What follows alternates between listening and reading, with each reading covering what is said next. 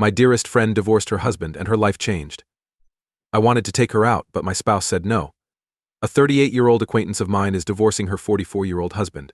Name them Alice and Ken. In our 10 years together, my 37-year-old husband and I have always been close to Ken and Alice. Before we married, Alice and I were friends. We met in college.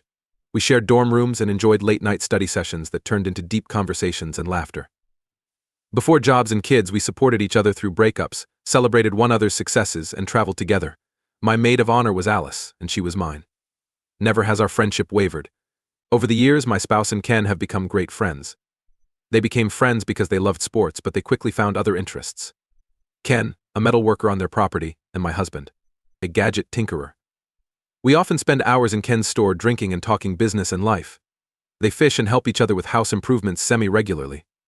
Our extended family includes Alice's brilliant 12-year-old daughter from a previous relationship. Ken had raised her since she was 4 and definitely loved her. My spouse and I always regarded her like a niece. We frequently take her on vacations and holidays. Ken asked Alice for a divorce a month ago. Alice's eyes showed her distress when she informed me. She said their marriage had been troubled for 6 months. She blamed Ken's work issues. 3 years ago, Alice was promoted and given additional responsibilities. This advancement led her to travel 3 to 4 months a year, even. But she worked hard. Late nights, early mornings, weekends, she seemed usually on time. I've always respected her ambition and drive as she rose in the business world. Ken is an experienced craftsman. His property-based metal shop employs him full-time. His work is challenging, but differently. He manages projects, clients, and his business. Her breadwinner status is debatable. They both contributed to their house, but the balance changed. Alice told me Ken was increasingly vocal about his dissatisfaction with her job. He felt disregarded, like her career had trumped their relationship. He repeatedly advised her to take one of, obtain a job with less travel and responsibility, or change careers. She constantly pledged to think about it but kept putting it off, assuming he would drop it. This constant conflict caused a growing rift between them. The issue arose when Alice extended a work trip without telling Ken. She forgot about their family trip when she returned. Ken felt neglected by her obvious priorities. She arrived home from her long trip to find Ken had packed and stored much of his shop and tools. He pretended everything was okay, without telling her he was leaving. Okay till then. My phone rang. I answered the phone to find Alice heartbroken. She said, I don't think he'd do it. Ken's insistence that they could never reconcile converted her grief into wrath. He had reached his limit, assuming Alice had left them once she secured the new job. He said they no longer spent time together as a family. Alice didn't make time to talk when she traveled, and she prioritized coworkers above him. Nothing remained of their sexual lives. Every time he worried, she ignored him. This extended business trip was the final straw in Ken's long-standing enmity. He felt unwanted and neglected. Alice's passion and success had united them, but now they were separating. Alice's. It was clear she was upset when she informed me. She was torn between her career passion and her failing marriage. She didn't want to choose. It appears Ken made the decision for her. After a shudder-inducing event, everything grew worse. 3 weeks had passed since Ken and Alice parted. Daughter alternated between Ken's apartment and their previous house, where Alice lived. Ken generally returned their daughter on Sunday afternoons after his weekend with her. Alice was drunk on a bender and forgot the day. It was Sunday, not Saturday as she thought. Ken and their child enter a sham exhibition. Alice had Zweijung gear, men present. After drinking, they were in the hot tub. It was clear even though they weren't doing it. Chaos reigned. Alice, clearly intoxicated, threw garments and bottles around. When Ken intervened, Alice became anxious. She called Ken names and said it wasn't Sunday. Slurred speech and unsteady motions. The younger men were nervous and packed to go. Ken carried his daughter back to his van to avoid the worst, trying to stay calm. He was furious yet kept calm for his daughter. Alice's rage continued. She continued throwing insults and accusations without knowing the date. Ken was able to get their kid out without her seeing anything, but the damage was done. Alice couldn't recall the next day. The night before left her with a hangover and blurred memory. She emailed Ken nasty things when she got fucked. Dirty messages contained personal and nasty comments. Ken showed them to my husband, who showed me. They mentioned something personal, but I won't repeat it. Things that stick with you. Alice's drunken texts accused Ken of. She called him a loser who never loved her and attacked his masculinity. She seemed to unload all her anger and misery in a torrent of sarcastic insults. Seeing those letters made my heart race. This wasn't my Alice. Her downward spiral affected everyone. Ken changed after the encounter. He decided to thoroughly clean her. He wants the house, full daughter custody, and child support. Not simply mad. He finished. When Alice discovered her mistake, she was distraught. She apologized, but the damage was done. Ken was certain there was no going back. In the chaos, their daughter preferred Ken because she felt more secure and comfortable with him. No, this is not Alice. She's experiencing hell. Almost all she has are me, and she needs pals. Alice's actions that night were a desperate cry for help camouflaged by alcohol and bad decisions. A moment of weakness with far-reaching ramifications for everyone concerned. Daughter wants to stay with Ken. I won't alienate my best friend. The issue? My spouse wants me to ditch her. Very unpleasant things were spoken about her. He called her a lousy mother. I know she loves her daughter, calling her a selfish bee. He says he doesn't want me involved in her antics. He shuts me down every time I say she will turn it around and simply needs help now, saying this is who she is, and that he doesn't understand why I want to connect with someone like her. I know much of this is St. Ken told him to protect him. His pal. They've been close for years, I know. Is loyal to Ken. My case is different. Alice and I have been together since before we married. She did wrong, but I don't think it's possible for him to expect me to cut off my best buddy. Alice has asked me out twice lately. She's lonely and struggling. I went once without telling my husband because I knew what he'd say, and all I wanted to do was talk to her and help her. When I told him we met, he went berserk. He accused me of hiding facts, which I did since I knew he wouldn't understand. He warned that we'd have troubles if I didn't shut her out. Like a line in the sand, I'm stuck in it. My wife is on one side. Rock, my life partner for 11 years. My sister, like closest friend Alice, is on the other side. Cutting her out seems like betraying my past and all we've been through. Not a happy update. Alice and I plan to meet Saturday morning. I plan to bring coffee and assist her clean before her Monday business trip. I wanted to show her that her family and I care about her and want her to be happy, even if her recent behavior has been troubling. I thought we could chat honestly, reconnect with the friend I remembered, and she'd try therapy. And that her path will improve. None of that transpired. She was hostile from the start. When I got at her residence, she seemed to know my aims before I said anything. Her aloofness and harshness were warning flags. I told her I was worried about her, but she said she was okay and having fun.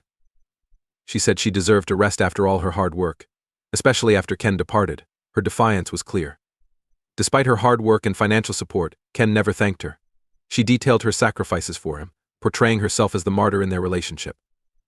It made me grimace when she said this since it was so out of character. She was always powerful and independent. But now she seems to be altering their history for her fiction. To clarify, Ken is a hard-working man who did not require her money. He was the breadwinner when they met. I helped Alice climb the corporate ladder. She earns more than him, yet he never relied on her. Their partnership has always been based on respect and shared responsibility. She was trying to rationalize her recent behavior by portraying herself as a victim who had been taken for granted. But I knew better. Ken supported her career objectives through thick and thin. The pain and wrath of their split distorted her perception. I tried to reason with Alice, but she didn't change. Every time I tried to focus on her health, she explained her behavior. She stated she was having fun and deserved it after all she had been through. She seems to be trying to convince herself like she did me. Her combative nature confused me. My friend said Alice was undoubtedly cheating on Ken. My inquiry was to her. She got defensive, her cheeks flushed with fury and hurt. The whole "I can't believe you'd even ask me that" attitude, she shouted. She responded quickly and harshly, as if my mention constituted a betrayal. I told her about the hot tub incident and how bad things looked. Her painted the artwork. Their daughter is in the hot tub with two drunken younger men when Ken enters. The setup screamed conflict. Alice denied cheating, saying she never did. She said it was just a good night. When asked who the guys were, she said they were interns at her business. Her confession was dismissed with a shrug. Asking how old they were made my stomach twist. How did she reply? They were legal. How she said that made me shudder. A cold, cruel tone, like a terrible old man talking about younger women. Dirty and unpleasant. I didn't like her flippancy. I could see she was downplaying the matter. However, her casual reference to these interns in Ken's situation were alarming. Picture. I felt there was more to the story than she was telling. She may have cheated before the separation. Today I know little about her. My longtime friend, who was reliable and grounded, appeared weird. Her demeanor, words, and attitude were so different from Alice I knew. She was like a new person, unrecognizable to me. My situation was difficult after this happened. Her actions made it tougher for me to support her at this difficult time. Things took an unexpected turn. Her business travel preparations were underway when we spoke. I asked where she was going now. She mentioned Dallas. I wasn't concerned. She traveled hundreds of times to Dallas for business. What she carried was odd. Long pants, beanies, jackets, and hiking boots. Autumn clothes, which she wouldn't wear in Dallas. Her clothing was inappropriate for Dallas warm weather. I don't recall seeing her pack work clothes. This was even more confusing given her journey's goal. The strangest thing? Odd Seattle Mariners jersey? Baseball doesn't interest Alice, she never has. I had several inquiries after seeing the jersey in her possessions. Why would she need a baseball jersey in Dallas for business? It got stranger as I thought about it. I wanted to talk to her about it. Toward the bottom of this bizarre packing list, so I stopped asking. I avoided being intrusive or accusatory, especially given her recent defensiveness. Despite my growing pain, I tried to be positive. Alice seemed preoccupied with packing, moving quickly. Her child was arriving, creating an urgent atmosphere. I left her to it to avoid stressing her out. Before I left, we hugged. I said I loved and wanted her to be happy. I urged her to see a therapist following her vacation. She glanced at me with mixed feelings and responded, "I'll think about it, it was a little concession, but I hold on to it in hopes of success." As I left, I couldn't shake the feeling that something was off. The bizarre packing choices, the evasive answers, everything felt wrong. But I didn't push it. I wanted to trust that Alice knew what she was doing. When I got home, hubby and I sat down to talk about Alice. I told him about the clothes she was packing, long pants, sweatshirts, a beanie, jackets, and hickey. I was devastated when I learned that her daughter's biological father lives in Seattle and has a Facebook profile picture of himself at a Mariners game. When I checked the Mariners' schedule, they had home games next week. I called Alice immediately, my hands trembling. When she answered, I tried to keep my voice steady. I asked, and she nonchalantly answered, "Why?" I breathed deeply and continued. Are you sure you won't see her ex in Seattle? Long pause on other end of line. Probably a full minute of silence that felt like an eternity. I could feel the tension mounting. "Alice, you better not lie to me. I'll find out," I warned her. Finally, she came clean. She admitted that she had gotten in contact with him right after Ken left her, and that they'd been talking more and more. She claimed he was a different man now, that he had turned his life around. She launched into a spiel about how he had changed, how he was more responsible and stable now, how he wanted to be a part of his daughter's life again. But all I heard was blah blah. I was furious and heartbroken. This man had caused her so much pain in the past, and now she was letting him back into her life. After everything she had been through with Ken, the last thing she needed was to get involved with someone who had hurt her so deeply before. The fact that she had lied to me, that she had planned this whole trip under false pretenses, made it even worse. I didn't know what to say. I was filled with a mix of anger, disappointment, and fear for what this could mean for her and her daughter. I didn't talk about her baby daddy in the last post because it wasn't relevant, but just know that this man is a piece of S. He cheated on her while she was pregnant and kicked her out when she confronted him. He'd slap her around, call her terrible names, and degrade her in ways no one should ever have to endure. The resilient woman she is slowly started to rebuild. She found strength in her daughter, who became her beacon of hope. Not long after moving in with me, she met Ken. He was a breath of fresh air, a kind, hard-working man who treated her with the respect and love she so desperately needed. Within a year of dating, they moved in together, and Ken embraced the role of a father to her daughter with open arms. He provided stability and affection, something Alice hadn't experienced in a long time. Ken was there for the milestones, her daughter's first steps, first words, and first day of school. He was the one who stayed up all night when she had a fever, who taught her how to ride a bike, who read her bedtime stories. In every sense that mattered, he was her father. Their little family seemed perfect, a stark contrast to the nightmare Alice had escaped. Thinking back to those days, it's painful to see how far things have fallen apart. Alice went from being in a loving, supportive relationship to the mess she's in. Now, she deserves better. Alice deserves better. But she's so lost right now, so blinded by her pain and confusion, that she see. I was shaking with anger and disappointment as I laid it out for her. I couldn't believe she would ever speak to that man after what he did to her and how he treated her. She kept saying it was years ago, that he had changed, and that he wanted to meet his daughter one day. But I didn't care. The physical and emotional scars he left were still fresh in my mind. She called back and texted once, but I ignored it. I didn't have the energy for her anymore. I sat on the couch crying all night while my husband held me. He didn't rub it in or give me an attitude. He just let me cry and told me he was sorry. Sorry that my best friend was making such destructive choices. Sorry that I was caught in this mess. I felt like all the progress she had made was slipping away, and there was nothing I could do to stop it. My husband's arms were the only thing keeping me from falling apart. Alice texted me this morning, saying she was sorry for lying to me but that she's a big girl now and can take care of herself. I asked her if she was still going to Seattle.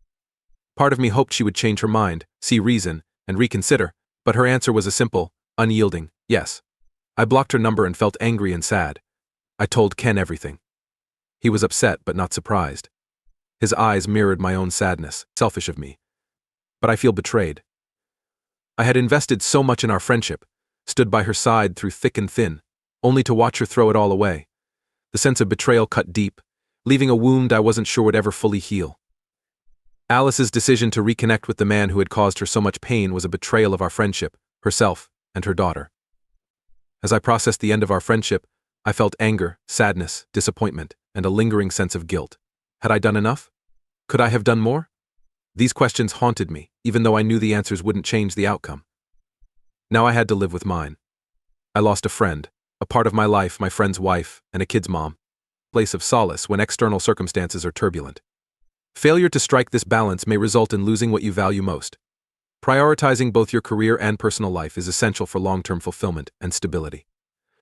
Thank you for watching, and if you haven't subscribed, please do so and hit the notification bell to stay updated on more shocking real-life stories.